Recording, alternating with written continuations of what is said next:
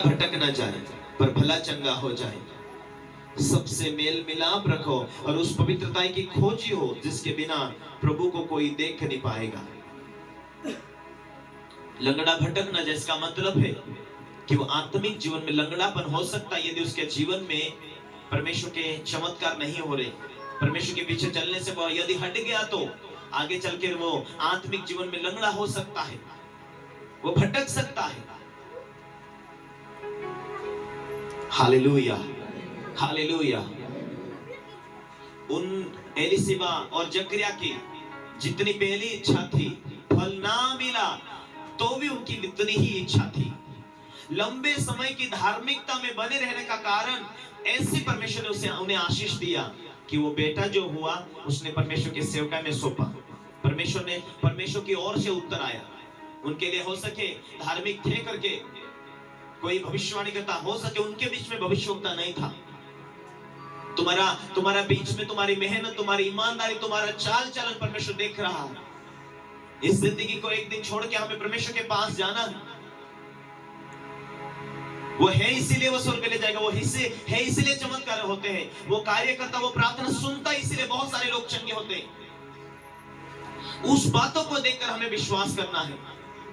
उनका यही विश्वास था कि फल मिले या ना मिले पर हम तो सेवा करते रहेंगे, उसके समय में वो उत्तर देगा।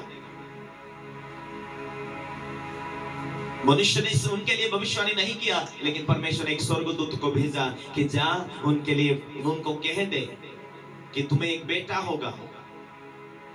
और स्वर्गदूत ये गवाही दे रहा कि वो पवित्र आत्मा से परिपूर्ण बचपन से ही हो जाएगा।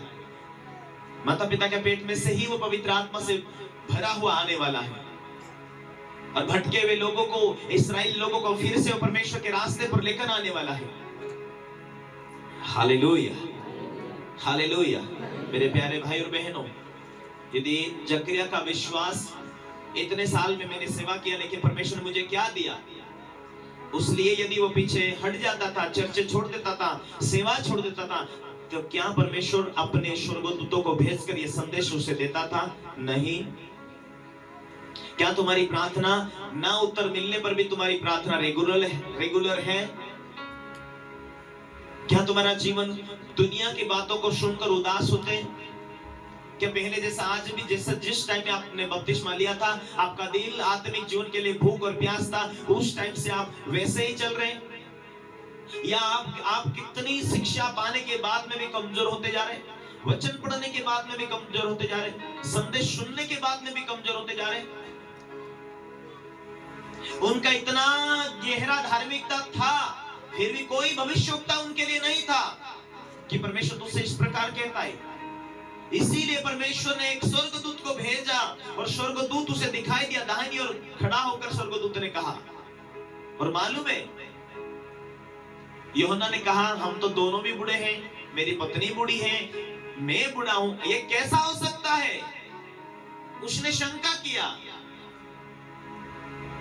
लेकिन फिर भी परमेश्वर ने उसे बेटा दिया। वो शंका किया और वो शंका की बातें लोगों को बोलेगा, हम तो बूढ़े हैं, हमको कैसा बच्चा हो सकता? और ये अविश्वास की बात लेके बोलता जाएगा लोगों के बीच में। इसीलिए परमेश्वर ने उसे मुक्का कर दिया। जब तक तेरा बेटा पैदा ना हो तब तक तू बोल नहीं सकेगा, क्योंकि विश्वास का बीज तेरे अंदर डाला तो गया, लेकिन उस विश्वास के बीज को तू खत्म कर सकता है ना बोल बोल के हम बूढ़े हैं। ये कैसा हो सकता है? लोग तुझे अविश्वास का वचन दे देंगे, तू बाहर जाएगा, बोलेगा हाँ मुझे तो स्वर्गदूत दिखाई दिया और उसने बोला कि तुम्हें बेटा होगा, ये बाहर जाकर पक्का बोलेगा। इसीलिए परमेश्वर ने उसका मुंह बंद कर दिया। स्वर्गदूत ने उसको बोल दिया पहले से, तेरा बेटा होगा, नाम यूहन्ना रखना।